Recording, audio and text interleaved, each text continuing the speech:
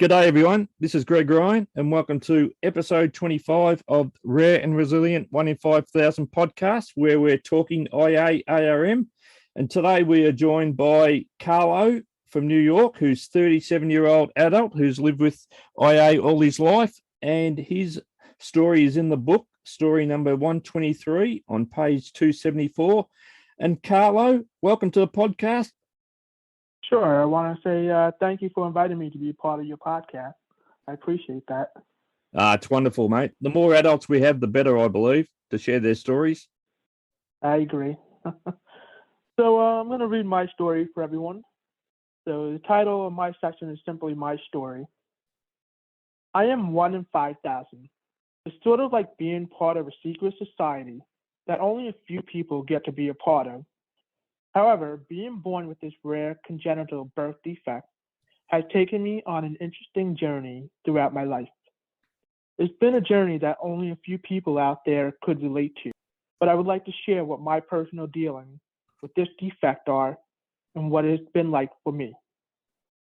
I was born premature in April of 1984 at St. Joseph's Hospital in Queens, New York. I was immediately transferred to New York Hospital, where I went under the knife less than 24 hours after being born to have a colostomy placed. I would have this colostomy for a few years before I underwent reversal surgery and had the PSARP performed on me by a general pediatric surgeon, Dr. Frank Rado, at New York Hospital. It was quite a journey for my parents to raise a child where there was extraordinarily little known about imperforate anus and how to properly care for a child born with this defect. They knew of no other parents who had a child born with this defect, which they could have relied on for support and reassurance. It would not be until 35 years later, my mother would finally meet other parents whose children were born with IA at a picnic organized by members of a local Facebook IA group. It was also my first time meeting others born with the same birth defect as myself. As a young child, I knew I had been born without an anal opening, and I had surgery to correct it. My parents made sure to let me know about my medical history at a young age. I was also diagnosed with hearing loss by the age of 5, and I had to wear a hearing aid. With the hearing aid, I could not hide my disability. My peers were able to see the hearing aid sitting on my ear, and I would always be asked about it. I knew it was different from all my peers early on, dealing with this double whammy. I was not able to hide from both, and my occasional accidents were embarrassing to admit. The one incident that always stuck out in my memory, where I could distinctly remember I was truly different from my peers, was when I was in pre-K. I remember it was during our playtime, and I was running around having fun with my classmates, when all of a sudden I had an accident. I remember feeling too embarrassed to let my teacher know I had pooped myself. So I did not say anything. I just continued playing with my peers while I was completely soiled. I remember being woken up during my nap time by one of the aides in the classroom and having to go with her to the bathroom so she could help me clean up and change into a clean set of clothes. I remember she had left the bathroom door open, and seeing other classes walk by while I had no pants on, I felt completely ashamed others had seen me like that. It was at that exact moment I realized I was completely different from others. I knew I had to protect myself from others by keeping my condition a secret as a way of coping with my defect. One of the major ways of coping with my IA early on was through music. My father always had New York oldie station CBS FM playing in the car whenever he was driving anywhere. I was always entrenched to the sounds of Elvis Presley, Dion and the Belmonts, Carl Perkins, and so many other greats from the 1950s, whose music came blaring out of those car speakers. It was in that car I realized how powerful music was in helping me feel better about myself. I realized that through music, I was able to escape the reality of dealing with my disability and escape from myself. As I came into my teenage years, I discovered my own music, punk rock. It was music created by other young teenage kids who also felt like they were different and did not necessarily fit in with their peers. These outcasts sang with a purposeful message about being different from everyone else and that it was okay to not fit in with others. Just simply be proud of yourself and embrace your uniqueness. This kind of message truly spoke right to my core as a kid coming of age. I finally felt like I belonged somewhere and that it was okay to be different. This loud, fast music spoke to me like nothing else had ever done. This was my drug of choice. I knew I could always rely on it to help me feel better about myself. There were bands whose messages were anti-drugs and anti-alcohol, and their message helped me steer clear away from those two things at a young age. I never needed to rely on substances to deal with my embarrassing birth defect.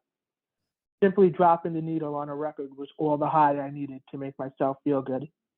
As a result, I became a fanatical record collector and still am to this day. Going into my late 20s, my IA became more of a challenge to deal with. All of a sudden, I started having more issues with bowel control. Up to that point in my life, I was very fortunate to have been able to have incredible control of my bowel, with a few occasional accidents.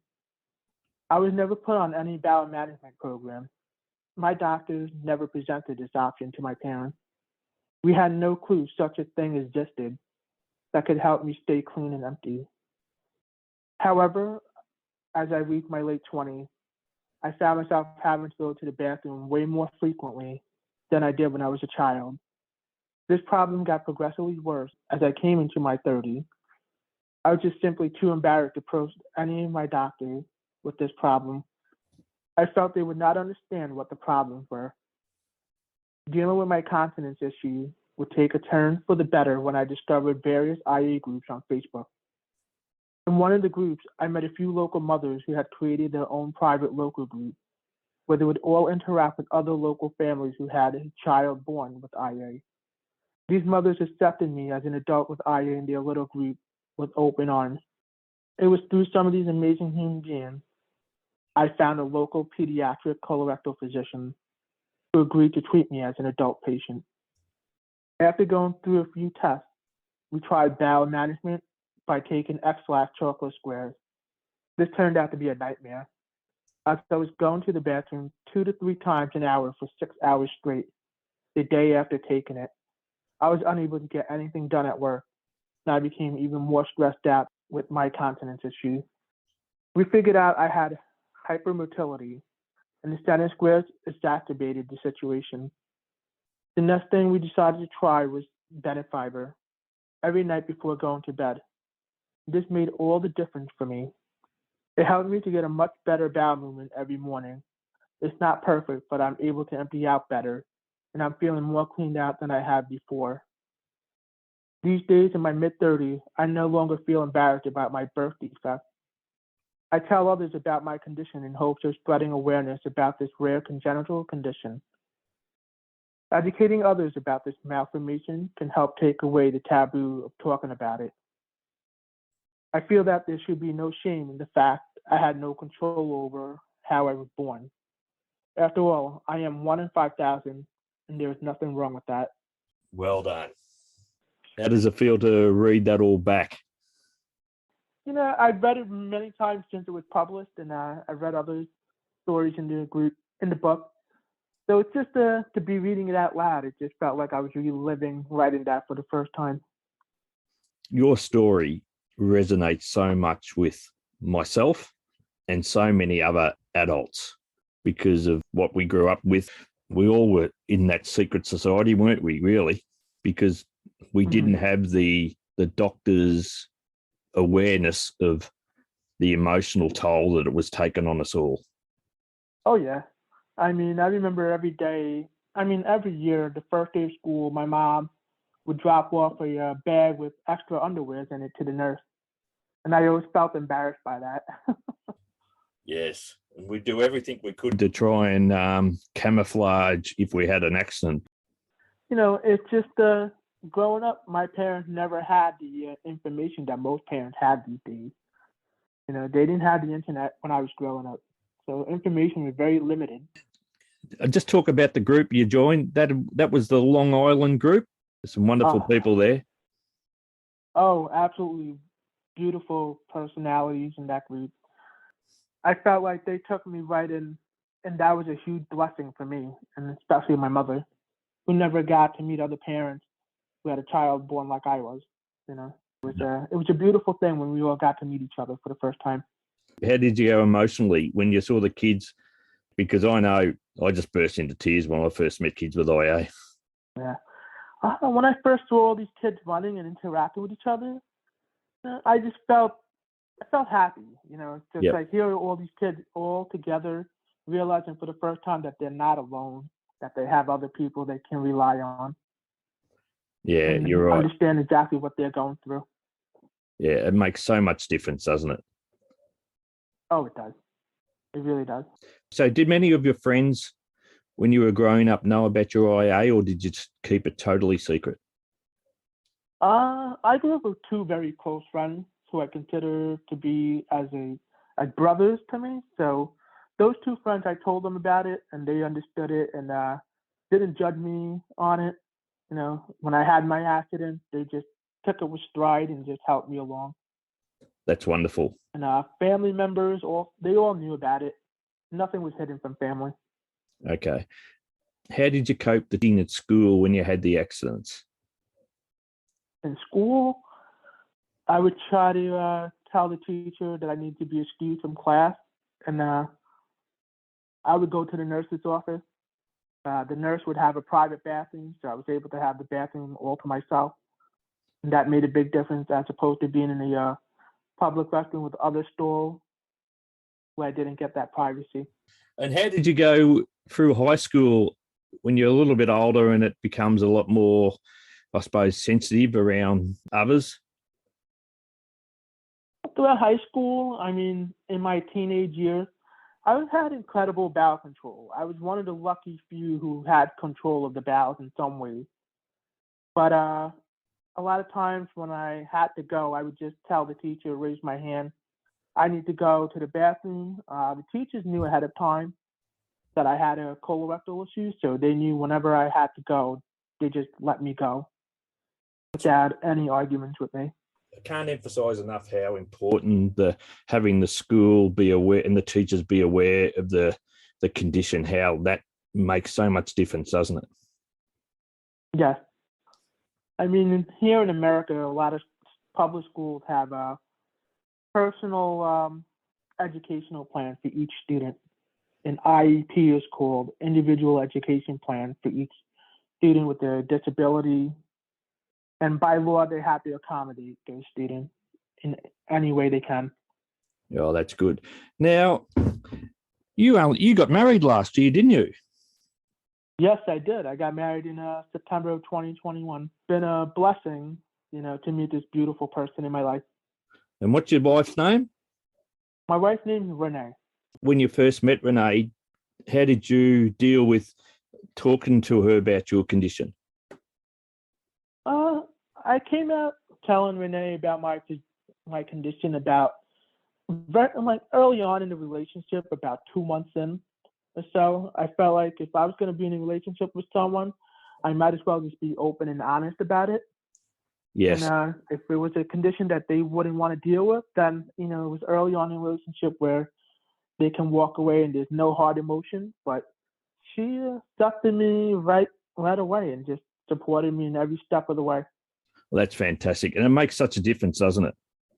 Mentally, it does. And all of us adults are the same. It's that one issue that when we're growing up, we think, oh, how are we going to deal with it if we get partners and all that? It becomes front of mind, doesn't it? Yes, it does. But I've learned as I've gotten older, the more open you are about things and the more honest you are about it, people tend to accept you more. That's from my own personal experience. I totally agree. It takes us a long time sometimes, but once we get there, it's very gratifying, isn't it, to release the burden? Is. Oh, yeah. You don't feel that weight on your shoulders anymore. And how have you gone with work in life? It hasn't restricted you with work? I'm fortunate enough to work in the health industry here in America, in New York. I've been very open about my condition with my managers and my coworkers, so they tend to be more accepting and understanding of it. Oh, that So would be they very know when I'm important. disappearing from my desk for a while, I'm most likely in the restroom. That's another important factor. Like you sound like you picked the right industry to go into. Yes. I mean, I work for a urology department of all places. I deal with the clinical supply end of the practice, Oh, okay. purchasing things for doctors that they need to care for their patients. And how's it going at the moment? How are things going on your regime? It works fine. Back in early summer of 2021, I started using the Peristeen system, and that's worked wonders for me. I mean, I do it every other day as opposed to every day. I found my body just tends to handle it better. Trial and error. Yep. It's a good example to let people know, especially parents of younger kids, that not necessarily it's all hard and you have to deal with everything every day, because it sounds like you really got through school and your teenage years remarkably well, and you had things to some extent under control. Everyone is different. I've learned that very early on when I discovered all these Facebook groups. I mean, we all deal with the same thing, but everyone's very unique in their individual cases. No two people are the same. Exactly. And that can be the frustrating part, because you're trying to help people, but it goes from one extreme to the other. I mean, what we're working on now, and I'm definitely appreciate you reaching out to all these physicians throughout the world in the colorectal field and trying to get them to listen to us and all our differences. And I think it's starting to pay off in some ways. We still have a long way to go, but I feel like, the more honest we are in talking about it as adults, people will listen to us more, I feel. And that's where we're very fortunate that a lot of the leading colorectal surgeons in the world who specialize in IA/ARM are open to listening to the adult experiences. Oh, yeah.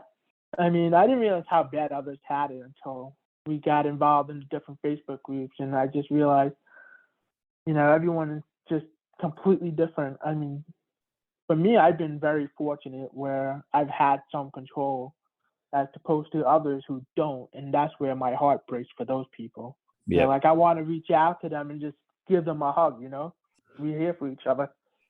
that's right. And you're a prime example, parents and young kids now, of how life can work out exactly like you wanted. Look, you're now married, happily married, you're working, you've got a system that works. Oh yeah.